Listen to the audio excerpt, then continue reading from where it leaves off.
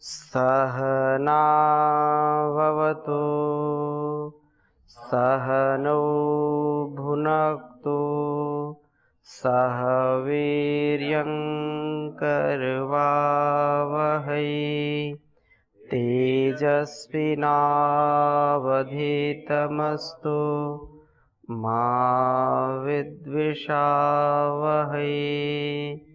ओम शांति शांति शांति। वैराग्य शतकम की कक्षा में इस स्वाध्याय में आप सभी का हार्दिक स्वागत है, अभिनंदन है। निरंतरता से हम स्वाध्याय कर रहे हैं और एक एक श्लोक जो हमारे संपूर्ण जीवन के तत्व को, जो जीवन का सार तत्व है, उसके निर्वहन के लिए हम इन श्लोकों का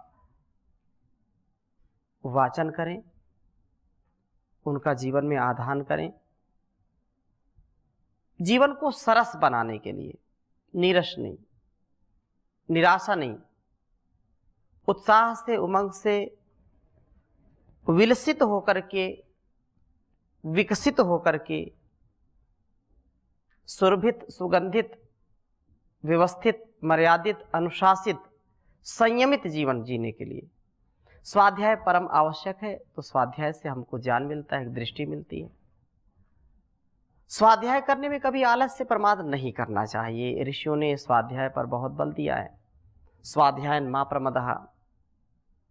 जब पतंजलि ऋषि को पढ़ते हैं या किसी दर्शन को पढ़ते हैं तो उसमें स्वाध्याय की भी बड़ी महिमा गाई है। शौच, संतोष, तपः, स्वाध्याय, ईश्वर। क्रिया योग अलग है, यम नियम अलग है।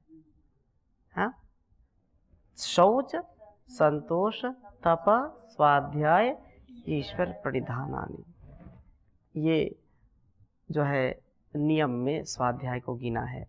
फिर क्रिया योग में भी गिना है। क्या क्रिया योग में कहा है? तपः, स्वाध्याय, ईश्वर प्रणिधान। तो ये स्वाध्याय की बड़ी बड़ी। नित स्वाध्याय सत्संग करते रहो, एक दिन सद ज्ञान प्राप्त हो जाएगा। शांति होगी परम, भ्रांति मिट जाएगी, पाप तापों का अवसान हो जाएगा।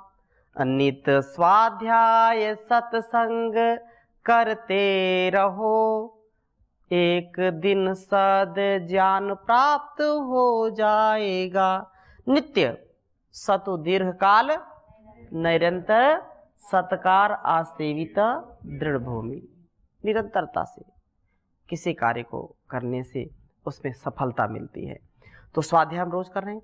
और पिछली चर्चा में ये आया था कि निराशा में शिव चरणों का ही सहारा है। चारों ओर निराशा है, नैराश्य है। परमात्मा की शरणागति में, शिव की शरणागति में, गुरु की शरणागति में हमको प्रसन्नता है। सदा आनंद ही आनंद है। प्रभु प्यारे से जिसका संबंध है, उसे हरदम आनंद ही आनंद है। उसे हरदम आनंद ही आनंद है। निंदा चुगली न जिसको सुहाए, सत्संगत सदा जिसको भाए, वो सब जगह आनंद ही आनंद में रहता है। सत्संग, निंदा चुगली, छल कपट क्यों करना। आइए, तो शिव की भक्ति में, शिव के चरणों में रहना। शिव के चरणों में मेरी भक्ति हो। मेरी भक्ति कहाँ हो? देवादिदेव महादेव शिव के चरणों में। महेश्वरे वा जगतामधीश्वरे, जनार्दने वा जगतंतरात्मनि।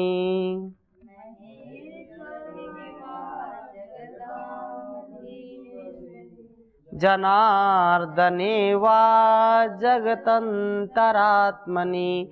नावस्तु भेद प्रतिपत्तिरस्ति में,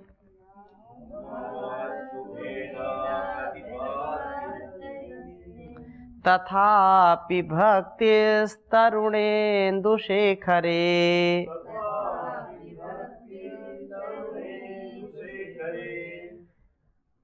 जगताम अधीश्वरे महेश्वरे व जगत अंतरात्मनि जनार्दने में वस्तु भेद प्रतिपत्ति ही न अस्ति तथापि में तरुणेन्दु शेखरे भक्ति ही। समस्त जगत के प्रभु महादेव वो जगतपति हैं।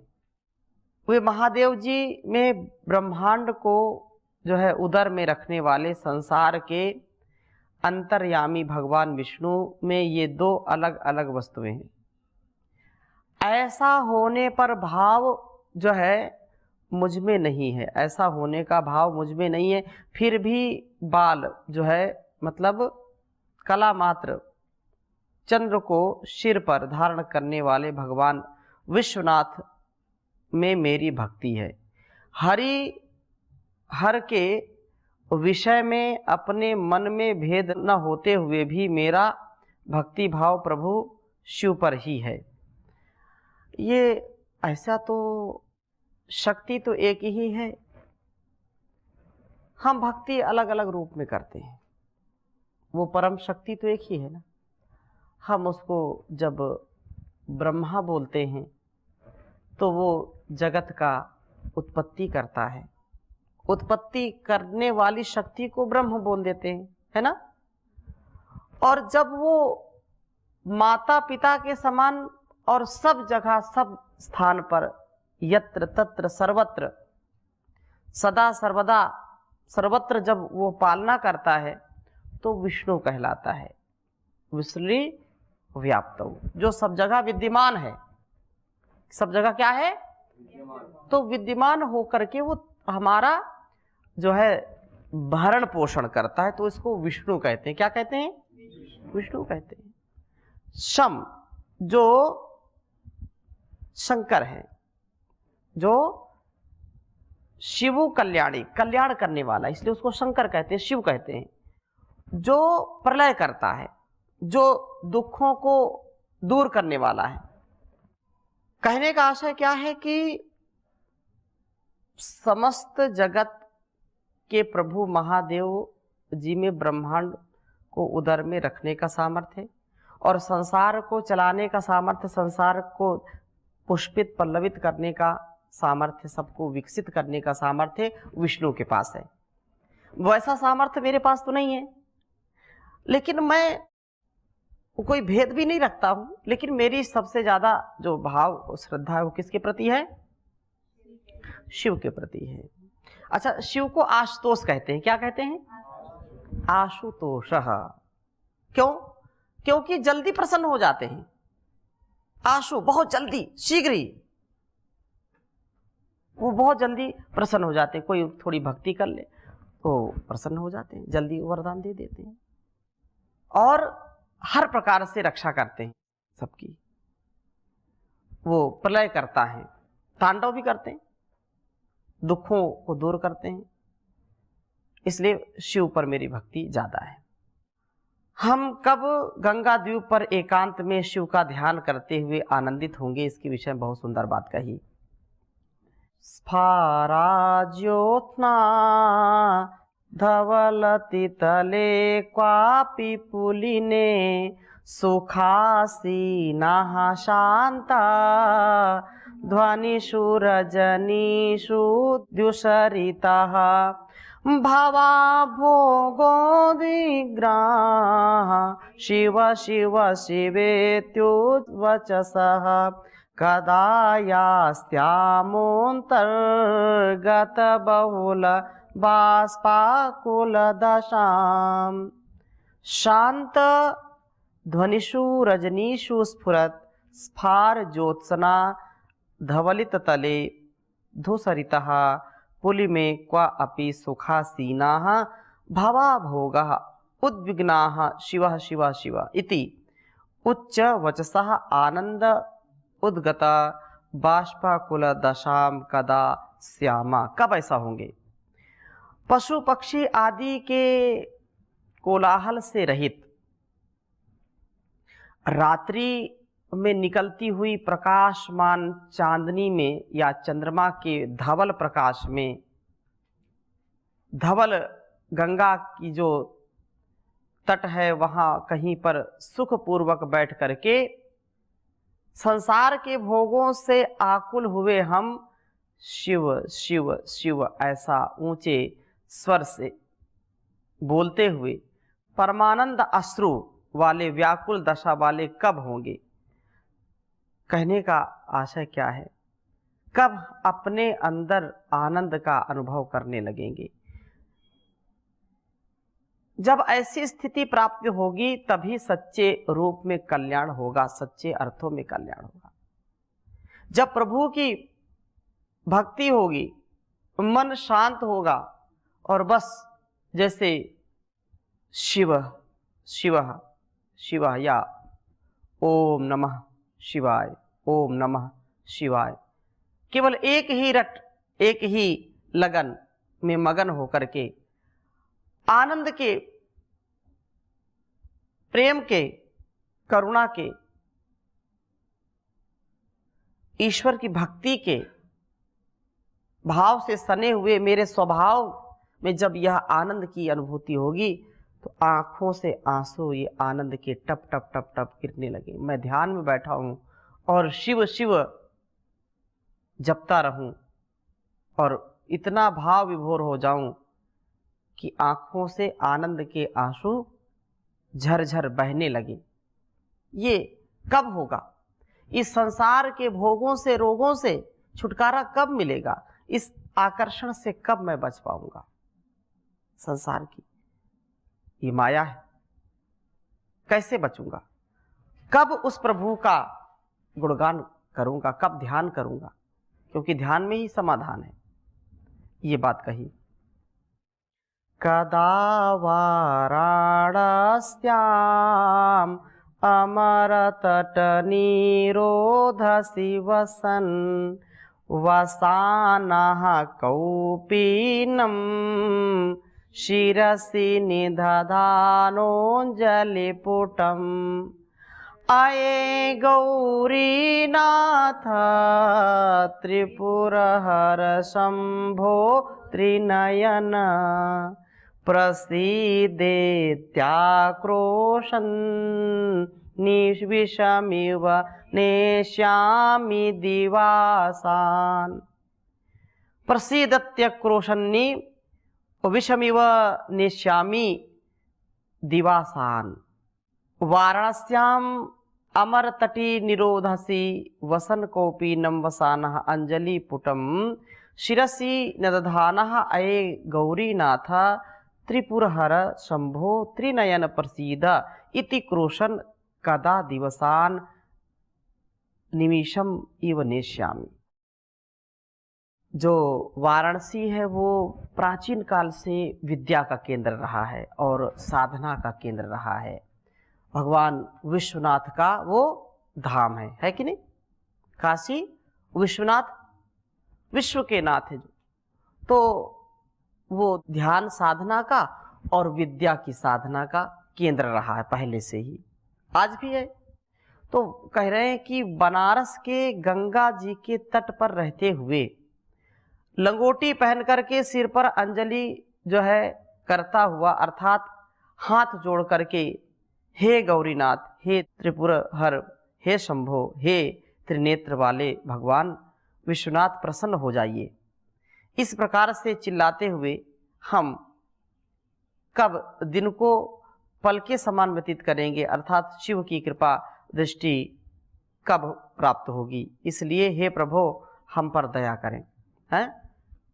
त्राहि माम पाहि माम रक्ष माम। प्रभो प्रसन्न होइए, बहुत हो गया, बहुत दीनता दरिद्रता, बहुत हीनता का बहुत दिन देख लिया, अब तो प्रसन्न होइए, अब तो दर्शन दीजिए, अब तो अनुभूति में आइए, अब तो आनंदित कीजिए, ये भाव आएगा। ठीक है। स्नात्वा गांगैपयोभि शुचिकुसुम फलैरर्चयित्वा विभो ध्येये ध्यानं निवेश्य क्षितिधर कुहर ग्रावपर्यंकमूले आत्मा रामा फलाशी गुरुवचनस्तत्तस्तव तत्प्रासादात् स्मरारे दुःखम मोक्षे कदाहम समकरचरणे पुंसी सेवा समुत्थम। कहा कि गंगई ही पयोभी स्नात्वा विभो त्वाम शुचि कुसुम फलैः अर्चयित्वा ध्येये ध्यानम नियोज्य क्षितिधर कुहर ग्राव पर्यंक मूले आत्मा रामः फल असी गुरु वचन रतः स्मर अरे त्वत्प्रासादात् अहम समकर चरणे पुंसी सेवा समुत्थम दुःखम कदा मोक्षे। हे प्रभो, गंगा जी के जल में स्नान करके तुमको पवित्र पुष्प एवं फलों से पूजा करके, फलों से और पुष्पों से क्या करके पूजा करके, पहाड़ की गुफाओं के पत्थरों के ऊपर बैठ करके ध्यान करके, या इसके योग्य तुम्हारे कमलवत चरण में ध्यान लगा करके अपनी आत्मा में ही रमने वाला, फल मात्र का भक्षण करने वाला तथा गुरु जी के वचनों का आचरण करता हुआ काम शत्रु भगवान शिव तुम्हारे अनुग्रह से मैं जो है मकर रेखा युक्त चरण वाले अर्थात राजाओं आदि मनुष्यों की सेवा उत्पन्न होने वाले दुख से कब छुटकारा मिलेगा। जब संसार का आकर्षण व्यक्ति को या झूठे सुख की शांति में उस सत्य को भूल जाता है, तथ्य को भूल जाता है, जीवन जीने की कला भूल जाता है, तो फिर उसको कष्ट मिलता है। यहाँ पर ये कहा कि ऐसी कृपा कब होगी कि जब हम गंगा की धारा बह रही है, कलकल करती जल की धारा बह रही है, और वहीं पर चट्टान में हम बैठ करके जब ध्यान करें, ऐसा समय कब आएगा, ऐसा सौभाग्य कब मिलेगा?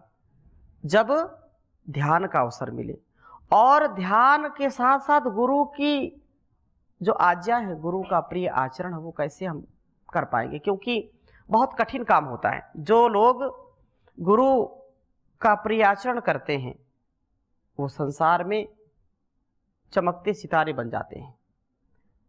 जितने भी महापुरुषों के जीवन को हम पढ़ते हैं, उन्होंने कभी अपने गुरु को दुख नहीं दिया, कभी गुरु की अवहेलना नहीं की, कभी गुरु का अपमान नहीं किया, वो चमक गए।